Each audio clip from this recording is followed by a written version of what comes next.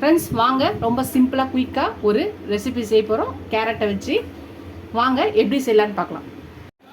Hello friends, இன்றைக்கி ஒரு சிம்பிளாக குயிக்காக ஒரு ரெசிபி செய்ய போகிறோம். வாங்க எப்படி செய்யலான்னு பார்க்கலாம். ஒரு பேன் எடுத்துக்கலாம். பொடியாக நறுக்குனா கேரட்டை போட்டுக்கலாம். குயிக்காக செஞ்சிடலாம், ஈஸியாக செஞ்சிடலாம், சிம்பிளான ரெசிபி. அப்புறம் பொடியாக நறுக்குன வெங்காயத்தை போட்டுக்கலாம். இது ஒரு பக்கம் இருக்கட்டும். இப்போ ஒரு மிக்ஸி ஜார் எடுத்துக்கலாம். ஒரு கை தேங்காய் பத்தை எடுத்துக்கலாம்.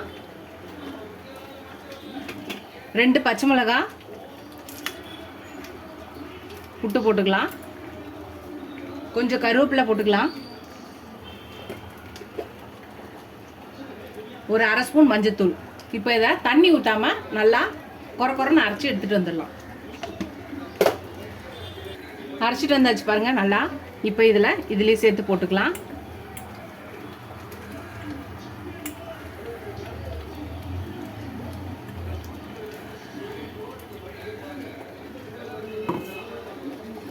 இப்போ இதுக்கு தேவையான அளவான ஒரு 1/2 ஸ்பூன் உப்பு போட்டுக்கலாம்.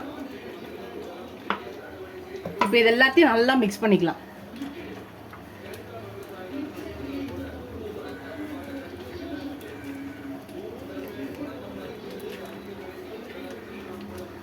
இப்போ இதில் ஒரு 2 ஸ்பூன் தேங்காய் எண்ணெய் ஊற்றிக்கலாம். அவ்வளோதான். இப்போ இதை அடுப்பில் வச்சாச்சு.